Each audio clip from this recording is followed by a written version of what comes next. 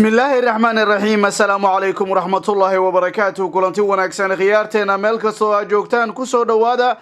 barnaamijka maxaa cusub oo hadaan oo kale aad uga barateen barteena barnaamijku wuxuu koobi doonaa wararkii ugu dambeeyay dunida kubadda cagta kulamadii xalay toole la ciyaaray iyo waliba koobka naadiyada dunida oo kulamo xiiso leh habeenkii xalay toole laga daawaday Chelsea oo meel saartay kooxda Spurs iyo Mourinho oo rikoor xun loo diiwaan geliyay wararkii suuqa kala iibsiga Haaland iyo City Hazard oo ku soo laabanaya Blues iyo waliba warar badan oo dunida kubadda cagta ayaan ku hayaa isla markaana aan kaga hadli doonaa barteena dunida ciyaaraha tii barnaamijka aniga Cabduqaadir Qeyska idin soo saaray meel kasta oo aad joogtaan subax wanaagsan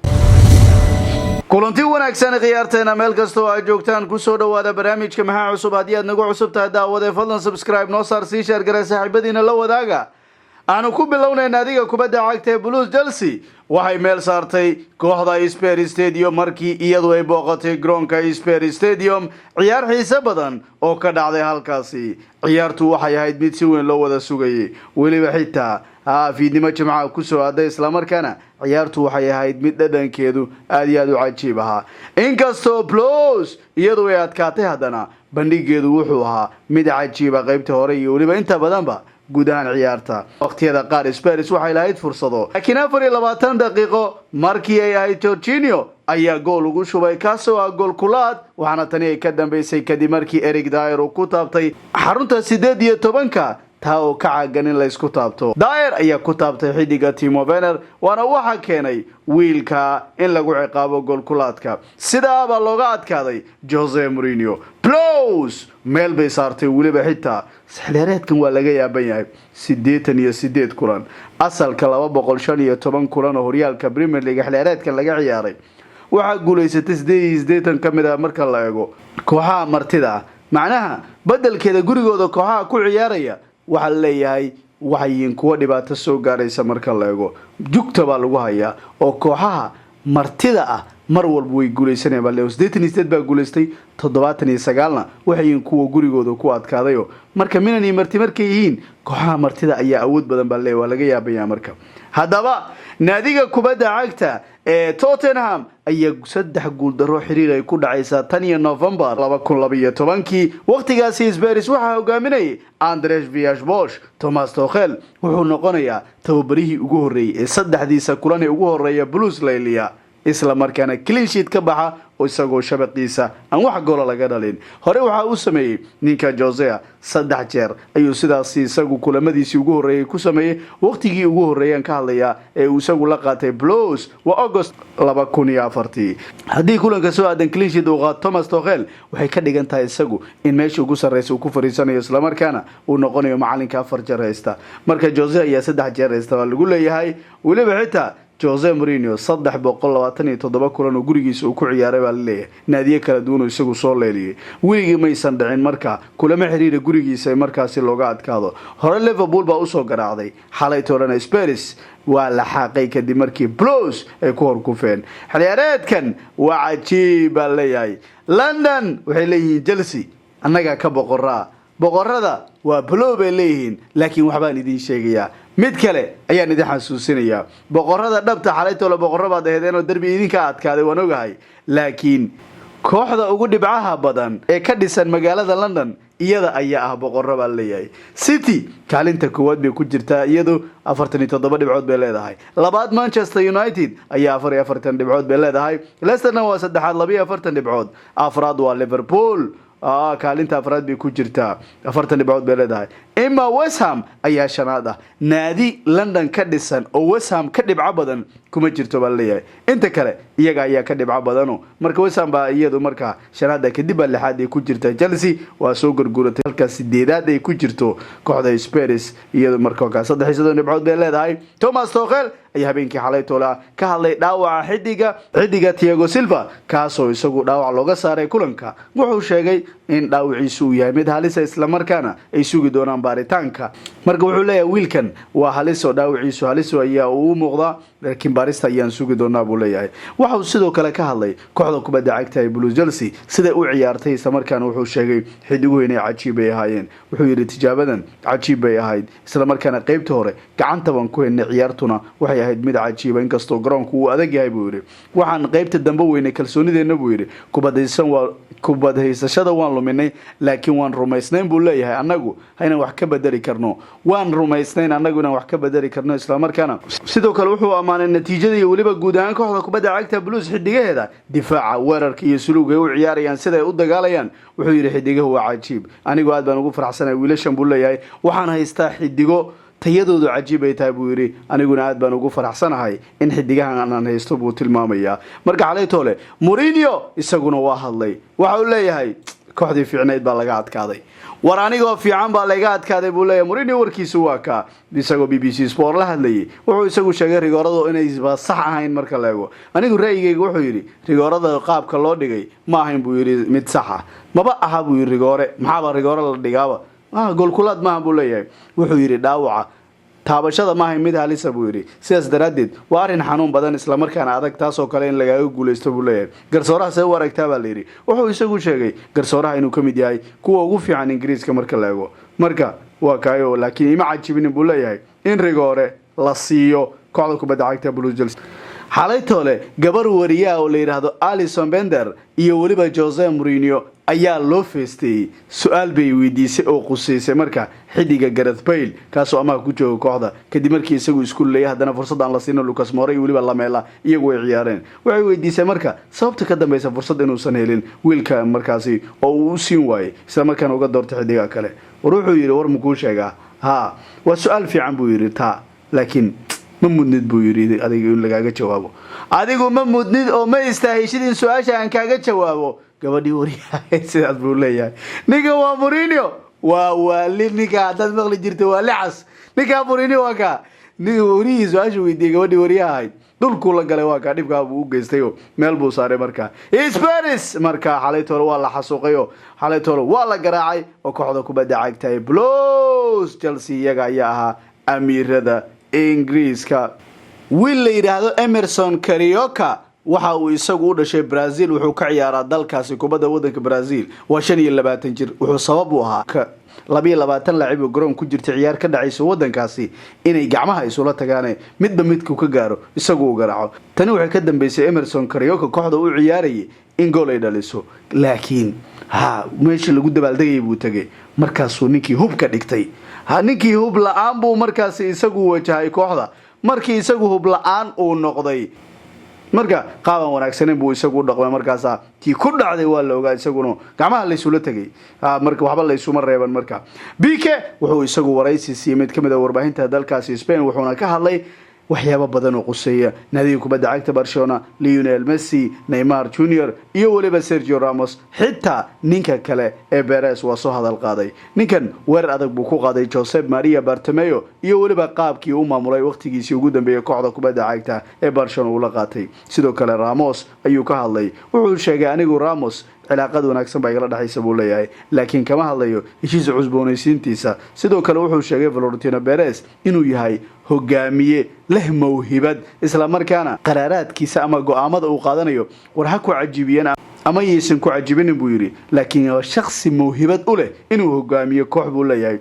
BK baa leh ninka markaasi Perez waa hogaamiye. marka waa kaayo dad badan baa lahaa maalin dhaxda markaad amaanaysan iyo adiga xaalkaaga ma qurux badna. marka BK wuxuu ku leeyahay ninka marka Perez isagu waa nin mawhibad leh marka la eego hogaaminta, laakiin go'aanadiisu waa diidi kartaa buu leeyahay. waxyaabo badan buu isagu ka hadlay marka Cristiano waqtigiisii iyo waliba sida markaasi kooxda looga diray iyo go'aanka uu qaatay iyo waliba nadiga kubadda cagta ee marka Barcelona hogaamiyaheedii hore. Bartomeu wuxuu sheegay inuu ka duwan yahay marka la eego marka aad hogaamiye tahay waxaad u baahan tahay buu yiri xirfad inaad lahaatay isla markaana waqtiyada qaar aadan baqin. Bartomeu wuxuu ahaa buu yiri mid isagu baqay. waan la hadlay buu yiri anigu inuu qolka labiska tago isla markaana xidigaha la hadlo ayaan kula taliyay, laakiin muusan ka faa'iideysan buu yiri.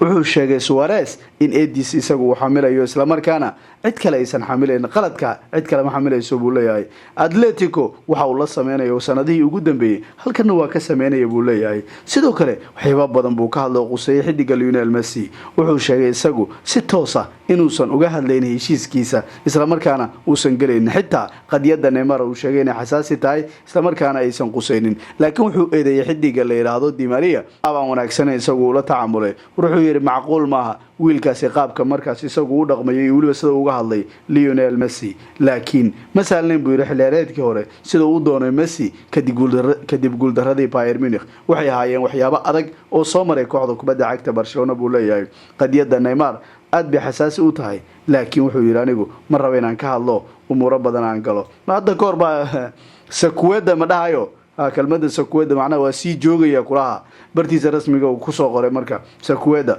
markaas dhowr maalin kadib hadda markaas Sakueda tii ka raacday hadda mar kale isku leeyahay waa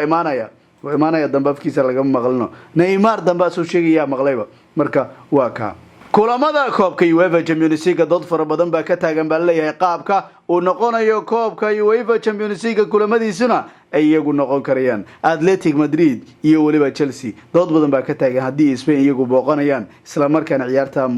Wanda Metropolitano ka dhici doonta Atletico ciyaarteedu waxay tahay mid aan sahlanayn waliba xitaa ciyaarta 23 bisha February ku qorshaysan inay ka dhacdo Wanda Metropolitano waxa leeyahay halis bay ku jirtaa ciiga ka jira wadanka Spain iyo waliba marka qodobada adag ee lagu soo rogay wadankaasi iyo sida loola dagaalamayo corona ayaa keenaysa baa leeyahay Ingiriiska in la yiraahdo ay soo galna Ingiriiska wala kala cararaya Ingiriiska waxa uu noqday caasimadii corona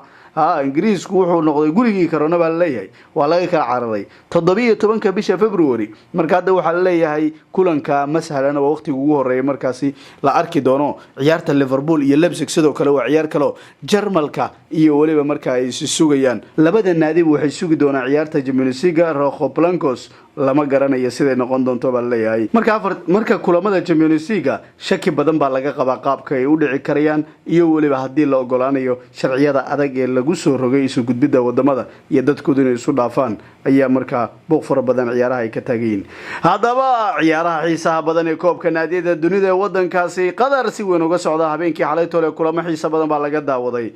ciyaarta marka anagu Afrika baa nahay oo waxaan daawanayna ciyaarta Al Ahli iyo waliba Duxayl wadankaasi Qatar ciyaarta horta waxay mid aad u xiiso badnayd Al Ahli koobka naadiyada dunida waxay ku soo guuleystay Champions League Afrika ciyaartoodu waxay mid aad u xiiso badnayd laba naadi masaariya finalkooda yimaadeen wadamadan kale oo Mali aad garan kara sanad kasta kuwan ku soo joogo Afrikaankii kale inta ka baxay Nigeriankii lama garan karayo meel ay aadeen oo maalka sanad kasta bilowga ku haraan marka kooxda Ulsan la yiraahdo iyo waliba kooxda kale ee Tigers la yiraahdo ayaa iyagu ciyaaray galabnimadii 2 gool iyo gool Tigers baa ku adkaaday sidoo kale Ad-Duhayl iyo waliba Al Ahli baa ciyaaray mar dambe Al Ahli gool iyo waxba ku adkaatay waliba xitaa Ad-Duhayl oo gurigeeda ku ciyaaraysa ay iyagu garaaceen wiilka la yiraahdo Hussein Al-Shahad ayaa ka dhaliyay goolka 30 daqiiqo markii ay ciyaarta waana loogu dhameeyay laakiin qaybta hore waxaad leedahay kuwan tika taakada intee ka keenay Al Ahli dhag ciyaar cajiib ay soo bandhigeen waliba xitaa tababaraha Al Ahli waxa la barbardhigayaa ninka Pep Guardiola ruuxa leeyahay Pep Guardiolihii Afrikaanka ayaa tahay adigu cajiib tahay marka ciyaaraha masalan semi-finalka ayaa la ogaaday marka sidee la isugu aadaya marka sidee la isugu aadaya semi-finalka koobka naadiyada dunida wuxuu dhici doonaa 8 bisha February 9 fiidnimo ciyaartana waxay u dhaxayn doontaa kooxda Al Ahli iyo Bayern Munich Bayern iyo Al Ahli ayaa isarki doona marka Rio Ferdinand waxa uu isagu sheegay kooxda kubadda cagta Tottenham hadii aysan haysan ninka la yiraahdo Harry Kane in kooxduba ay baabaayso isla markaana ku xoogganaysan noqonaynin xitaa ninka la yiraahdo Eric Dyer xalay toole baraha bulshada si weyn baa loogu weeraray waxaana lagu tilmaamay nin aan wax badan kooxdu siin karin isla markaana kooxda isagu la dagay Thomas Tuchel si weyn buu ugu farxay guushii muhiimka ah ee kooxda kubadda cagta Tottenham ay ka gaareen halka Monty isagu sheegay inay doonayaan inay noqdaan koox ku adkeyn karta koox kasta ka hor yimaadaan isla markaana waxaan doonaynaa buu yidhi inaan noqono koox adag oo koox kastaba hortooda istaagi karaysa. xaletole wiilka la yidhaahdo Carlos Vinicius fursad baa la siiyey kadib markii isagu fursadan uu sugayay 125 cisho laakiin waa lumiyey baa leeyahay. Harry Kane ayaa usoo noqonaya booskan waa laga bursanaya baa la tilmaamaya. sidaas oo ay tahay naadiga kubadda cagta ee Manchester United wiilkeeda Martial aad baa loo dhaleeceynaya. ninka 250 kulan ayuu qarka u saaray Manchester United wiilna waxa leeyahay kooxdu lama hubo inuu hogaamiye u noqon karayo koobka Premier League xilciyaareedkan. waliba xitaa Martin Samuel ayaa si weyn u dhaleelaya ninka. Twitter-ka iyo naadiyada Ingiriiska qoorta bay isula jiraan sababtoo ah waxa leeyahay naadiyada Ingiriiska iyagu waxay doonayaan in markaasi wax laga qabto cunsuriyada xidigooda loo geysanayo laakiin emojiga markaasi daanyeerka ama mooska ee markaasi cunsuriyada loo adeegsado Twitter-ka waxay u aragtaa in fal cunsuriyad aan la dhihi karin ama aan lagu yeeri karin. halka dhawaan la cunsuriyay Marcus Rashford iyo Martial iyo waliba Axel Tonzibe iyo waliba xidiga kale uu kamid yahay wiilka la yiraahdo James O'Rees iyo waliba xidiga kale laakiin xitaa ku daro wiilkii Southampton marka naadiyada Ingiriiska aad bay uga careysiin baa leeyahay. Premier League madaxdoodu maanta Jimcaha way shiri doonaan waxayna ka shiri doonaan arrinka lidiga ku ah ee ku soo socda European Super League oo Liverpool iyo waliba Manchester United Real Madrid iyo Barcelona ay horboodayaan. Klopp waxa leeyahay isagu waxa uu doonayaa in xal uu helo xidigiisa weerarka gaar ahaan Salah, Mane, Thiago iyo waliba kuwa kale ee qadka dhexe. haddaba naadiga kubadda cagta Barcelona way dhibaatoonaysaa baa leeyahay. Messi miyay xafidan doontaa? Eden Hazard xaalkiisu waa sii xumaanaya dhaqaatiirtuna aad bay uga baqayaan baa leeyahay. kooxda kubadda cagta ee Real Madrid waxa leeyahay wiilkan sidee baa laga yeeli doonaa. naadiga kubadda cagta Barcelona waran qurux badneen baa u soo yeeray Nicky Roberta kulamo badan buu isagu kooxda ka maqnaan doona waxa loo jaray 6 toddobaad in garoomada uu ka maqnaado. haddana buu isagu soo laabtay laakiin kooxdu dhibaatada ku sii ziyaadaysa. gool shabakada markaasi umuraha isboortigana waxay ka hadlaysaa xidiga Lionel Messi mustaqbalkiisa. waxay heshay xog muujinaysa ninkan inuu san la hadal kooxaha PSG iyo waliba Man City labaduba lama hadlin baa leeyahay. naadiga kubadda cagta Man City wax walba bay u sameyn doontaa baa leeyahay wiilka Haaland la yiraahdo si uu bedeli lahaa xidiga Aguero. marka xilciyaareedkan shabakada marka waxay leedahay naadiga Manchester City iyo Pep Guardiola hodaba waxay doonayaan Haaland inay helaan ninka markaasi Aguero bedelka wiilka waxay u arkaan ninkaasi cajiibka wax badan inuu la sameeyo. marka waa ka Gerard Piqué ayaa waryaab le ka shaaciyay garsoorayaasha wadanka Spain gaar ahaan garsoorayaasha magaalada Madrid isagoo sheegay inay ka fadilaan kooxda kubadda cagta Madrid kooxda Barca. wuxuu yiri Real Madrid aad bay u jecel yihiin macnaha kulamada natiijooyinkoodu saameyn bay ku yeelanayaan isla markaana way ka fadilaan kooxda kubadda cagta Blaugrana buu leeyahay. marka wuxuu ku tuhmayaa inay gacan bidixiyaan Barcelona isla markaana